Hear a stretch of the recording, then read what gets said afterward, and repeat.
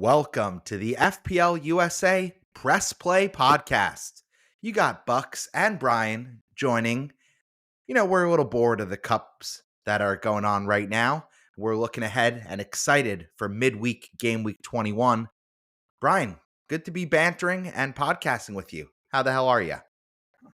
I made it back from Las Vegas in one piece. I was there for CES, which is the Consumer Electronics Showcase to kick off the year.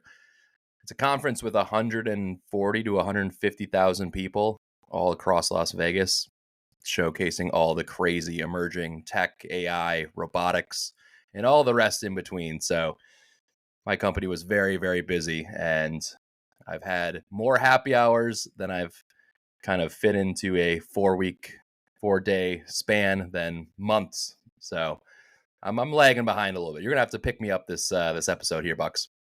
I'm the energy guy, but I just want to confirm, did you have the highest FPL rank of all 140,000 managers that were there, or were you top 5? What did it look like? I wish all 140,000 people there were FPL managers. It would have made a much easier icebreakers other than asking about their AI solutions. That's true. I'm flying. I'm having a good season, and there's a very important time frame coming up here as we learn about more of the double game weeks, more of the chip strategy, and I think especially with the Ass Man. Oh my goodness, so much to unpack. So you have some news here to share on the pod. You've dove into the ass, and man, you've got a couple of results out of it. So I'm curious. Let's just talk about that right now. Start the pod. Talk about the Ass Man. Yeah, so this is the new chip. It was officially the mystery chip until a couple weeks ago, but we are now going to be able to use this new chip starting in game week 21, and pricing dropped today.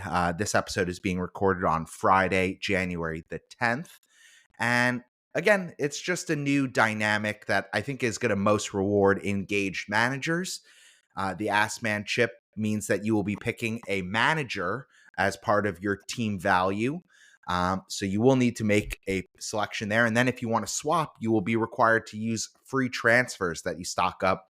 This does not change the rules regarding the amount of players and individuals you can pick from each team. So there's going to be a high level of strategy that is going to be implicit in this new chip. And so I just wanted to dive into kind of on paper, not looking for upside, but just the managers and the teams with the best fixtures to target. And so that's what we looked at with the Ass Man chip. And, of course, if you have triple captain, bench boost, second wild card, and your free hit chip, those are also things that will be team dependent and worth consideration because you can't use 2 chips at once. That still stays the same. So there's a great thread. I put it up on our social. Dive into that. Get back to us with any comments you might have. Yeah, just taking a look at the pricing. So I think now is a good time since it was revealed today. So FPL Towers went with 4 different brackets, which I was surprised. I thought it was going to be 1.5, 1 million, and $500,000 as the brackets for the pricing of the managers.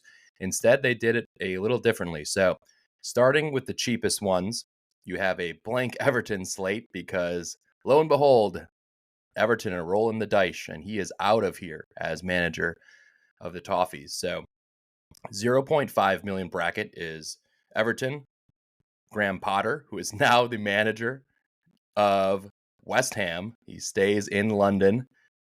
Then you also have Southampton and the other 2 relegation bound sides, which are going to be Leicester and Ipswich. So all of those are super cheap. I don't think they're going to come too much in a factor, but 0.5 for Potter I thought was very interesting because they have some talent, and if they can turn it around later in the season, they could pull off a few upsets potentially. The next bracket we're looking at. Oh, really? I want to jump in. I actually think of that mix, McKenna is the most appealing. That would mean that you practice advanced chip planning to a very high level because the Ipswich fixtures in game week 36 till the end of the season, like you mentioned, they're in a relegation dogfight right now. So I'm expecting those matches will all have consequences attached to them. And they have a dream run of other potentially relegation fighting teams. So they might be behind them by a couple slots, so you can get some bonus points there. And those will be three must win fixtures. And I believe they're playing against Leicester, West Ham, and Southampton, or something of that sort. Check the thread at FPL USA Press Play. I think there's a lot of good nuggets in there. Next up, you have the 0.8 million bracket with Pereira, Amarin, Glasner, Frank, and Unai Emery. There's some gems in here, depending what we see later in the season. To me, Unai Emery has been a manager who's been able to pull off some big upsets, and they're having a not as great of a season as last year when they made Champions League, but they have the pedigree, and potentially with them looking for a right winger in the January transfer window, they could get some some of their attack sorted out moving forward. So there's a couple winners, I think, in that group as well. Next up, we have the 1.1 million pound bracket. Ange, Nuno, Silva, Hertzler, Iriola. This is like a complete stay away from me. I do not like this bracket at all. I don't see there's much value there, but I guess if Spurs are going to be 15th and they can pull off a few upsets later in the season, I'll keep an eye out. But I do not like this bracket at all. And then you go to the ultra premium where you have the 1.5 million pound bracket. Assmans, Eddie Howe, Pep, Arne Slot, Maresca, and Arteta. So definitely worth going out to check out the image itself across the official FPL pages. And I think there's just going to be some more advanced planning here now that we know the prices, and potentially as early as double game week 24 or 25, people will be using their Assman chip, and 24 is the earliest that you can use it. So we'll be covering it a lot more on the podcast, but for me, I'm very curious to just understand where I can get upside. I will not be playing it on Slot or Pep. I'll be playing on a manager that I know can hopefully pull off a few upsets and just chase the points rather than go safe. So what are your instant thoughts here now that you have the pricing? You're chasing for sure. So I think earlier in the season, Iriola was in a spot where the chip would have been worth 47 points over the course of 3 game weeks, where they upset Manchester City and upset, I believe, the Arsenal folks. So one of those situations where, again, 47 points, insane chip value. So I'm going to chase the upside for sure.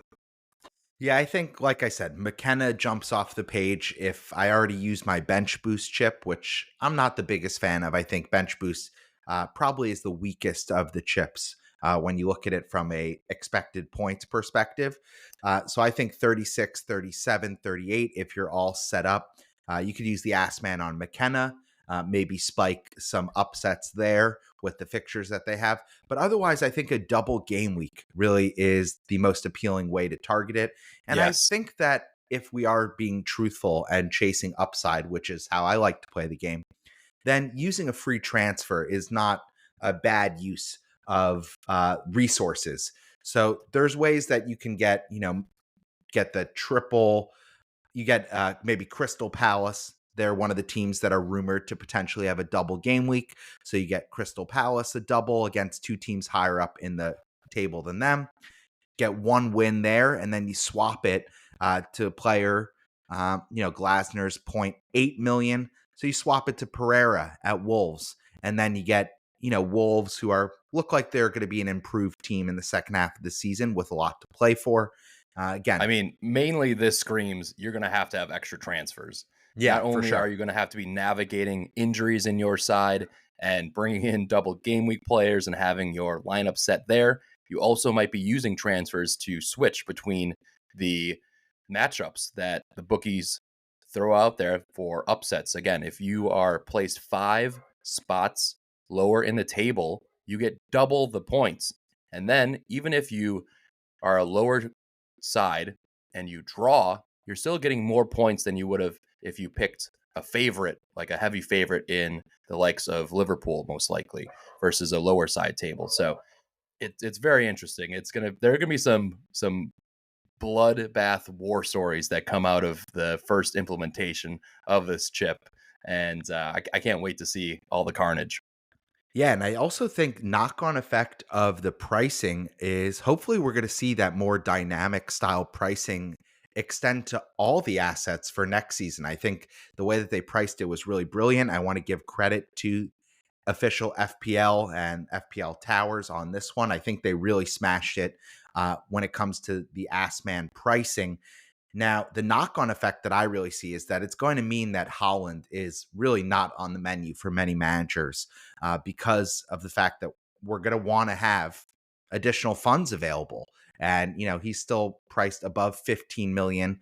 And he's not really delivering so much more than a player like Chris Wood, who's priced at around 7 million. So, again, lots of strategic components to consider. But I think with that, you know, right now, the biggest storylines is who's in and who's out of the Premier League.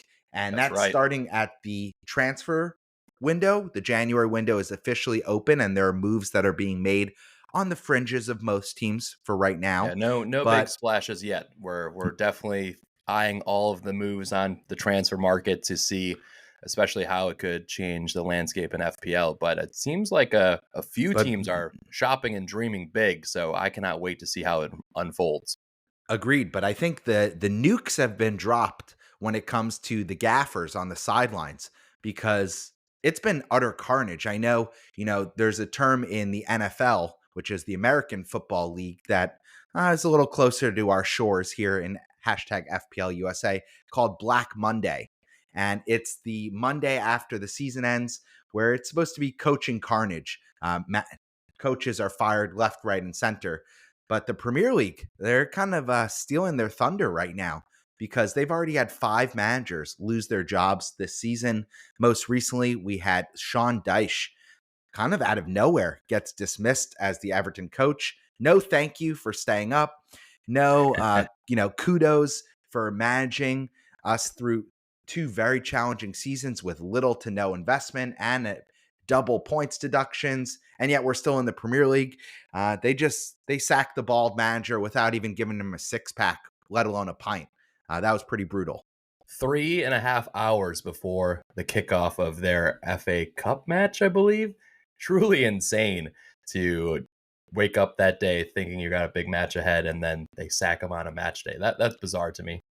Totally weirdo behavior, but they did bring in David Moyes. So if you love attacking football, that's why you get in one of the most white bread managers in David Moyes to lead a team without any fit and firing attackers in Everton. Oh my Brilliant goodness. move from another American ownership group in the Premier League. I think that one's going to come off in a really big way. And I actually think Everton are now going to be one of the teams that get relegated based on this decision because Dyche is a much better manager than David Moyes. I have no qualms in saying that. Do you agree? Yeah, I'm just very perplexed as to Moyes coming in as a caretaker until the end of the season, but then I saw reports that they signed him till 2027. Is that what you read as well? Yeah, he's getting at I mean, least the next 2 seasons. you've called him the crypt keeper in the past, and now he's risen from his sarcophagus. I don't know what's going on with that. I mean, I don't. I'm That very. is a terrible pick of team and the squad, and They don't then the have way that the style of horses for play. that type of style. Yeah, I'm. Yeah, I'm very. I'd be very worried if I was a Evertonian fan. They should have enough talent to stay up, but they need to maybe get 2 young attackers. I they're just don't desperate. understand what they're going to do. I think they've scored a single goal, in 1 or 2 or 3 out of the last like 8 matches. Like it's really pathetic. And I think I need to be focusing more on some of my transfers on bringing in defenders when they're playing Everton at this rate. But it's dicey. It is to kick Dyche out, who can grind out results. Why wouldn't you just keep him the rest of the season, stay up, and then fire him in the offseason? Like if they change their structure and their formations and their methodology so much, they could really just go on a big losing streak of games because they can't score more than 2 goals in a game. So I'm very, very shocked. Yeah, bizarre behavior there, but more expected, and I think probably a couple weeks too late. Sees Julian Lopetegui get the sacking as the West Ham coach. Now, Yeah, that guy this is just, sucks. yeah, See you this later. never stuck for Sayonara. the guy. 6 Good months in, riddance. he sucks. West Ham, to their credit, the ownership group really did make pretty large investments in the squad in the summer transfer window. They were one of the highest spenders in the Premier League from bringing in new talent, but it hasn't kicked off. They are not a team that could really play high possession football, which is Lopetegui style. So they go for Graham Potter, who's a proven project coach. I think this is a great fit. Um, and I know Potter already is being rumored to be looking at some of his former players from Brighton and from Chelsea as potential transfers in to try and steady the ship over at the Hammers. You like that move? They need a few defensive assets in their side to shore things up. How So about Chilwell? sure, why not? Chilwell. I thought Aaron Wani Biz Wasaka has been playing actually pretty decently this season. He's gotten a few attacking returns somehow. I mean, Bowen being out for what's supposed to be 6 to 8 weeks, that's a huge blow. But I think they got the Crescencio Somerville lad. Sure, from He's Leeds. Yeah, he's a young guy that's going to be chomping at the bit to get more minutes and feature for that team. Fulkrug had a great season at BVB in Dortmund and hasn't really had a good stretch of healthy time on the pitch. If they could get him some more service, That's because they he's they our have age, Brian. He's they an have old enough. man. They have enough, I think, talent to start making a few challenging matches for some of the mid-table teams. I think they're still going to get rolled by 2 goals against those top 6 teams, but the next echelon, I think they'll start putting up some resistance. Yeah, I think they're a team where you could expect to see a new manager bounce. And could it finally be our favorite guy, Eamon, and his Kudus season? He's ready to hunt Kudus. He's loves this guy. So I'm very curious to see if he will take off and put in some more FPL hauls coming up here because he's unplayable at times, but just hasn't been in sync with the rest of the team. Yeah, I love that shout. A couple more points we just want to touch on. Evan Nielsen officially out for the season. That means that Bournemouth right now are without a go-to forward option. Yeah, He had a because foot the injury. backup Unal also just tore his ACL in training. Oh my goodness. Yeah, so you expect that Bournemouth, they are having a dream season right now. They are in competition for European spots at the moment. They're up in sixth place, I think, in the table. So I fully What? expect that they are going to splash I some thought they cash. were closer to 10. You're telling me they're 6 right now? All Check it right. out. Check it out. And one other one to watch, João Pedro. He also tweaked his ankle at the end of that Arsenal match. He has a flag Oh, right now alongside his name, one to monitor. But with the midweek matches, we might not actually get any press conferences before the game week starts. So yeah. João When does it start? Pedro, Tuesday? Tuesday. So Alexander Isak and João Pedro, both ones to monitor as they apparently picked up slight knocks in the most recent fixture. So be mindful if you have both them in your team, like Dummy Bucks does.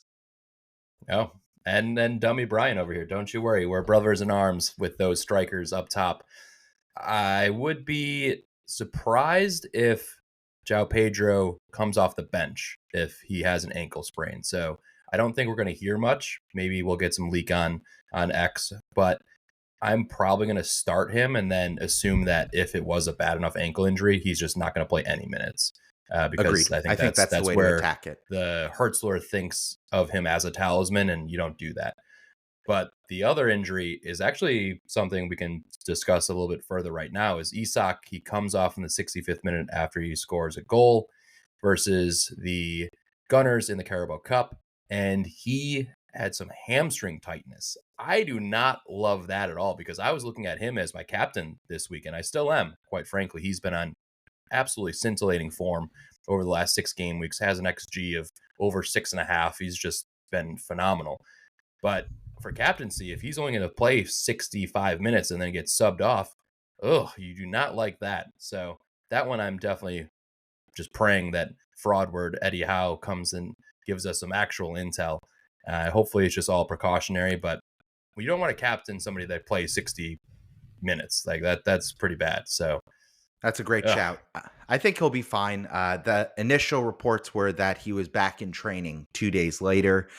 So fingers crossed that will not be something we need to navigate as FPL managers, especially with captaincy more up in the air this game week. Now, let's close by just saying the biggest news coming out of Manchester United, Amad Diallo. He's been on massive form. He's been one of the budget darlings the last couple of game weeks for United fans specifically. He signs a 5-year extension, so he's set to stay at Manchester United long term. I think with that, let's pause for our first break. When we come back, let's dive into our typical programming and look ahead. Preview Game Week 21.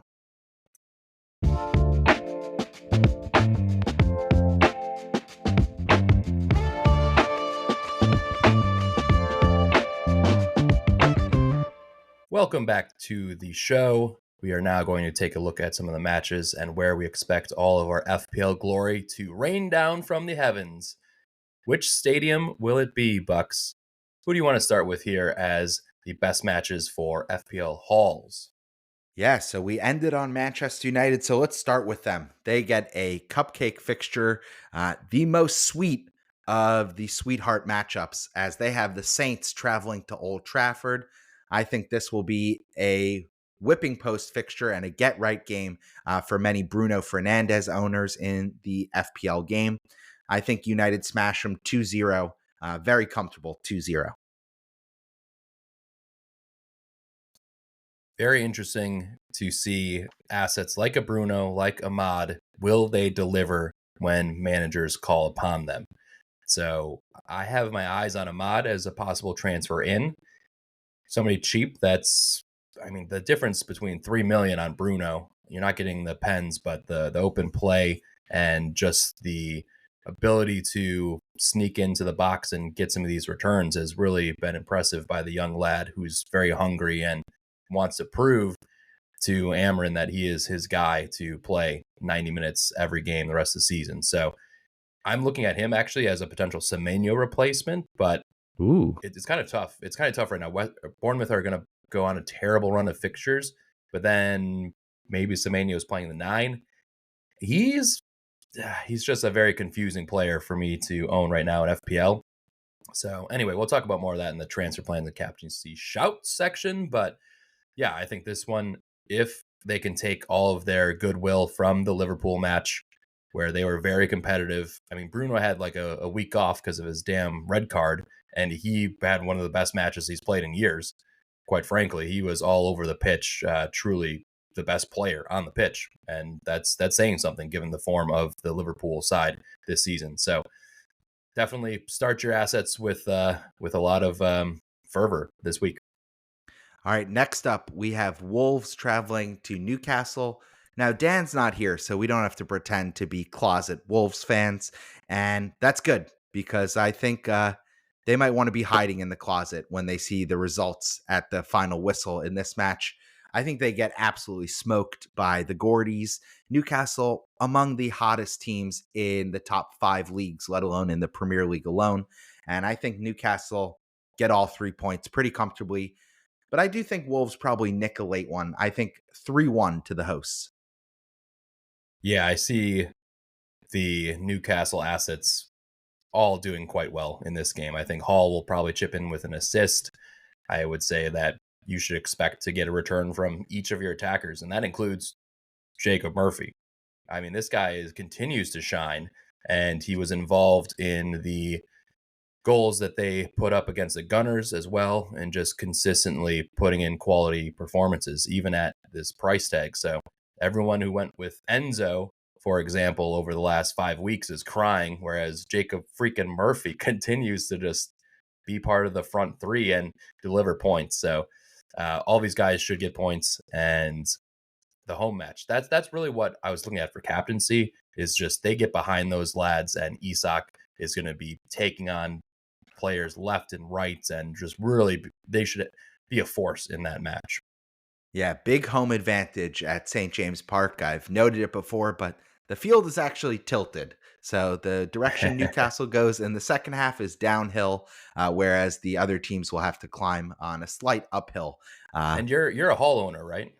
I'm tripled up. I have Isak, Oh, Gordon, and I'm a bit Hall. jealous. I'm a bit I'm jealous because with Botman coming back and really probably supplanting Burn in the lineup, you're looking at a very nice back four that I think is going to be even stronger. Like, Dan Burn's serviceable, but Botman is that next level investment that they made in the defense. So good to see him back, and that should hopefully shore up a few more clean sheets for the run ahead. And I think the tough thing is now with the Carabao Cup, they're up 2-0 against Arsenal. So just wanted to note that if they do go to the finals of the Carabao Cup, they will blank in game week 29. So the assets that you have, especially if you're tripled up, you're going to be at a spot where you're going to need to possibly take those players out if they blank. And the forced blank would be against Crystal Palace. And those are also very cheap assets that are in a lot of teams right now. Munoz, Mateta, Eze, Sar. So no matter how you cut it, you're again going to want to try and pick a few lads on the other parts of your teams that are going to be there for the next 8 game weeks, because you might have to use a few transfers to address the potential double game week in 24 and 25, and then the blank game week in 29. So a lot of moving pieces, but I would be rather shocked if they don't make the final at this point. Yeah, agreed. Great shout. Let's go to the best matches in real life. Now, I think it's going to be a midweek set of fixtures, which already makes it a little tough to watch. But I think this is a popcorn worthy game week in a big way. I actually had a hard time just picking 3 matches because I think there's 4, 5, maybe even 6 games, which from a Woo. neutral perspective have a lot of intrigue. So let's just start with the first match of the game week on Tuesday. That sees Manchester City travel to Brentford. Now, when you just look at the table, this isn't really such a compelling match, but Brentford playing at the G-Tech are the best team in the Premier League from a G-Tech. numbers perspective. They have a huge home advantage, and the G-Tech, the fans really show up. They're on top of the pitch. And Manchester City, they're starting to get back in form. I actually think this break came at a relatively bad time for City, all things considered, because they were just starting to get the motor up and running into third and fourth gear. So I actually think this is going to be a really tough and tight match. I think 2-2. I think the teams share the points here. Brentford and Thomas Frank historically have been one of the bogey teams for Pep. So will they Massive, be able to massive spike some points? trap team. Yeah, you're definitely right there. And Vissa comes in off of a great performance versus Southampton. He's going to be somebody that is very popular coming up after they get these 2 fixtures out of the way. They play home in both of them, but again, like you said, are playing City and then are playing Liverpool back to back. But then after that, 23 onwards, they have a great run. They're likely not going to blank in 29. I don't think they're involved in that racket at all. So those Visa assets, he's going to be popular, especially if João Pedro is like actually legitimately like done some ankle ligaments. Like Which that's an is easy possible. transfer, which is possible. We won't know anything for a couple days here. Anyway, wanted to shout them out. I mean, I have Mbomo this match. I'm coming off the monster fucking 19-point big dick swinging haul against Southampton, and I'm not. If he blanks in the next 2, it is what it is. But he's just a long term hold for me, and I think the game should be like a rather open versus City. Like they haven't been able to dominate possession, so there should be some chances, and hopefully he'll trickle in with a FPL return, and I'll be very happy because I'm probably expecting a blank versus Liverpool. Yeah, I think he can score in both those games. Next up, we talk about 13 Liverpool. goals, Bucks. 13 goals for Mr. Evil Brian, Yeah, I the think he's devil tied with himself. Isak. He's sneaky, had an Insane. incredible season. Let's talk about Liverpool. They travel to Nottingham Forest. We should give flowers to Forest. Nuno just won the Manager of the Month award for December. They're having a brilliant season. Now, they aren't a team that's going to wow and razzle dazzle you if you're watching them. They're really a counter-attacking kind of fits and spurts, defensive-minded team. But I think Yep. they're home at the City Ground, so I think that makes this Liverpool match ultra compelling because, again, Liverpool, they're coming off a little bit of a wobble. They dropped points versus United at home, and then they lost 1-0 in the first leg of the Cup to Spurs.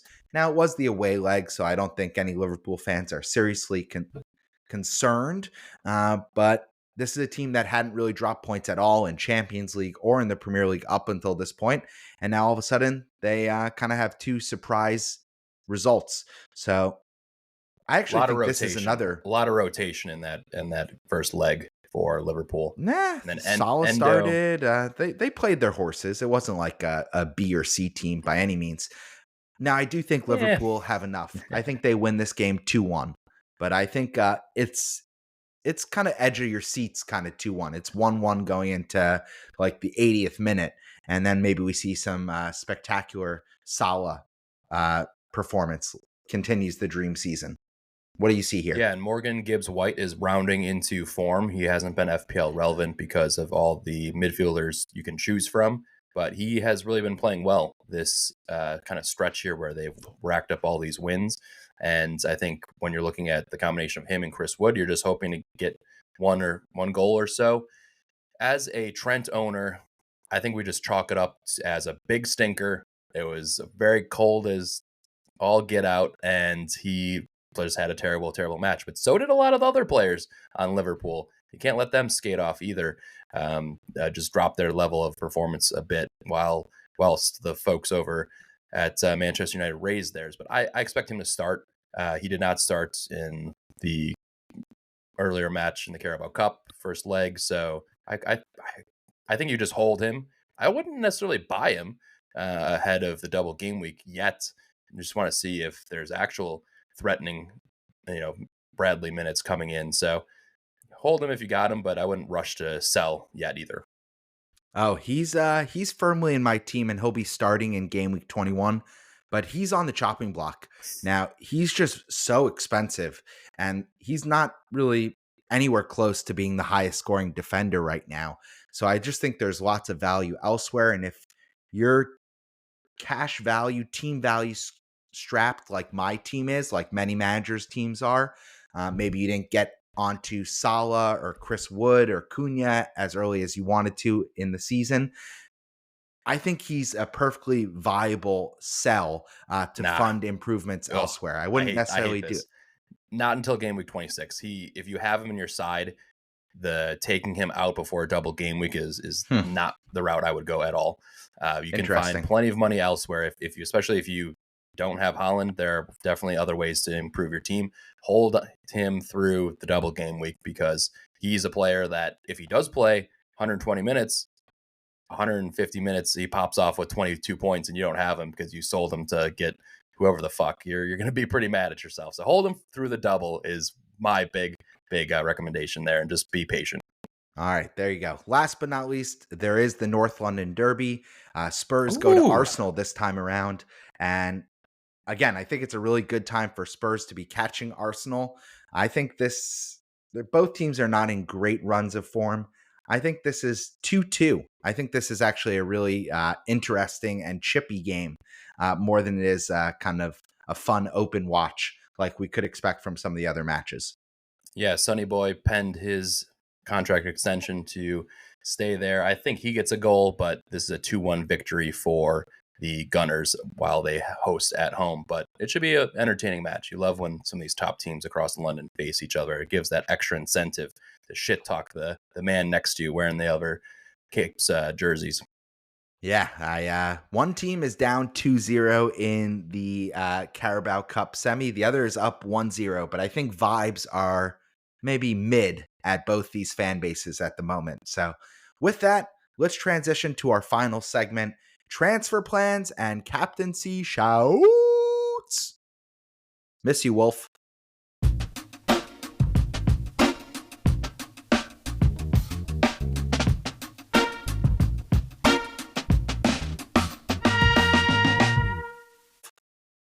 Let's talk about our transfer plans and captaincy shouts. Bucks, what are you working with? Shouts. What are you All working right. with? What do you got for me?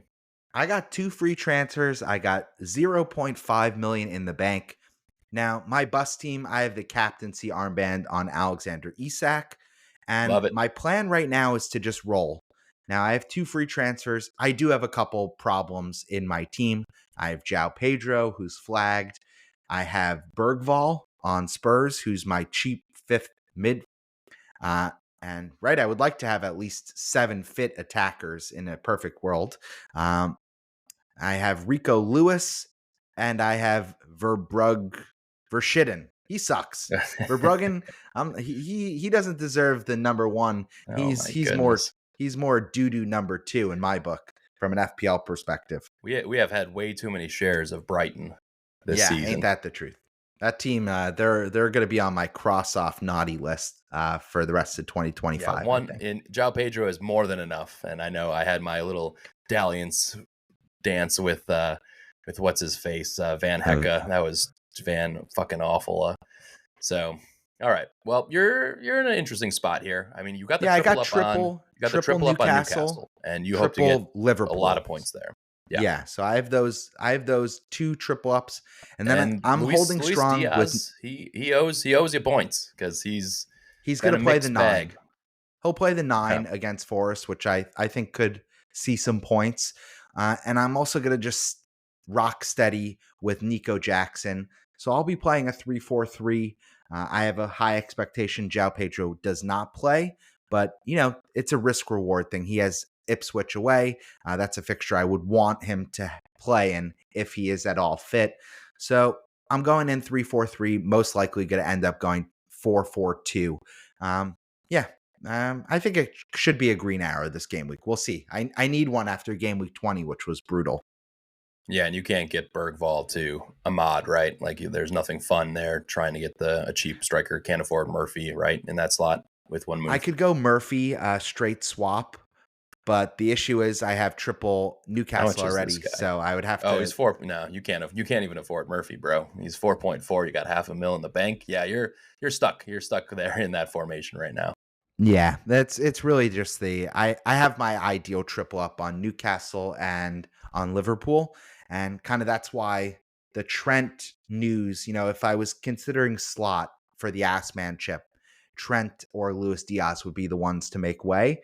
And you could find a Mbomo or maybe even Kudus, who we mentioned earlier. That would be pretty significant price savings over Luis Diaz right now. So just things that I'm tinkering with. Gotcha. Yeah. Chelsea just falling off a cliff has been so frustrating. Nico Jackson, 1 goal in his last 6. They need to turn it around desperately. So it's a tough matchup versus Bournemouth. Yeah, Bournemouth It's going to unbeaten in the be, last 8. yeah. Do you not love that? I don't think there's a lot of goals in it. So if Chelsea can grind out a 2-1 or even a 1-0, that would be a really good result for them given the form of the Cherries. So, all right, let's move it over to my team. I have 3 free transfers and 1.2 million in the bank right now. Ooh. So that's sitting pretty well, but I have a few problems in my team. I'm starting Chris Wood at home versus Liverpool and just hoping that he returns there. And then I think I'm in a spot where I don't know what to do with Semenyo. Is he going to play the 9 and actually be decent? Or is he going to just haunt me continuously and I should just move him to Ahmad and just have him as my 5th kind of midfielder and 8th attacker? So that's where I'm at. I don't know if it's worth the move right now. I could always move Semenyo to Eze or move him to Sar or Savinho. I have up to 6.8 million in that slot, but it's then just forces me into a benching headache every game week where I have João Pedro and Wood and benching a 6.5 guy every week. I don't love it. I'd rather maybe have the flexibility and just maybe go with Ahmad and keep him cheap there. So those are the things I'm tinkering with. And then captaincy is on Isak right now. Most solid advice. Just waiting to make sure that Isak's good to go from the physios. Yeah, I rate that. I think the challenge is if you bring in a mod, right, you'll want to start him against Southampton, clearly. And Yeah, of then course. I mean then that's you're going that's to be basically benching. like, Then you bench João Pedro, who has that potential cupcake fixture against Ipswich. So it just yeah. I seems would like I would you're in. only move Semenyo if João Pedro is definitely ruled out and we get that Yeah, news. that's what I was saying. Because I'm So already starting Wood versus Liverpool. Don't love that, and then I'm not going to have the João Pedro Ipswich match. So that's where I'm at right now. Yeah, makes a lot of sense. You're in a very strong position. I think before we get out of here, just share with the listeners, how your dream season is going, what your current rank is. And again, I think you have 3 free transfers and over 1 million left in the bank. So you're already pretty well set up for that ass man chip that I think managers like myself and like Black Wolf, who's missing in action this game week, we're going to be scrounging some transfers together and really looking to get set up in the next couple game weeks. Whereas, top managers like you are already in a position of power and strength going into kind of chip season. Yeah, chip season is going to make or break my season, but I have all of them left. So right now, my potential strategy, I'm looking at probably triple captaining Mo in game week 24 or 25 when they have their extra double game week versus Everton. Hopefully it's 25 because that other fixture I believe is Leicester, or no, it's Wolverhampton is in 25. So Wolverhampton and Everton, that would be a great yum Yeah, yum. double game week there. And then I'm probably looking at, I like to wild card a little bit earlier. So I'm looking at wild card 30 after blank game week 29. And then most likely implementing the ass man chip for maybe 31, 32, 33, and then free hitting in 34, and then bench boost in double game week 36. I don't know. Where there's so much to figure out, but it's crazy having all these chips because I'm literally going to be using a chip in like the every other game week for the next like for the run into the season. So fingers crossed. I mean, I really want to push into like right now. My goal would be top 5,000. I if I can use all my chips correctly, top. I should be there. But the Ass Man chip, there's just so much variance. I have no idea how it's going to go and how the people around my rank are going to go. But anyway, good vibes right now. Good vibes, and just trying to bank as many transfers as I can, baby. Yeah, I love that. You're ranked 16,000 in the world right now out of 11.5 million managers in the FPL game. So that's brilliant. You're well on track to have your best season to date and best season of any manager since we started this podcast. Now, I do want to shout out Black Wolf. He'll be back on our next episode. I think with that, you can find us on social. We're at FPL USA Press Play. I'm at FPL USA Bucks. Brian, tell the listeners where they can follow you and follow our co-host Black Wolf as well. You can find me at FPL USA Brian, and then you can find Dano at FPL_Black Wolf. We really appreciate you guys tuning in, and best of luck. Make sure to just wait for those leaks. Hopefully, there's some more information. I think Monday is a good time to make transfers and set your teams up for success. But lots to kind of figure out as some of these popular assets are in a state of flux. So pay attention to the news. Use the Guggenheim machine to Google some of this info, and we hope you get a green arrow along with the three of us this upcoming game week. Amen. And again, Tuesday, midweek deadline for game week 21. Thanks for listening. Have a lovely weekend, and we'll be back with more FPL points and green arrows next week. Take care.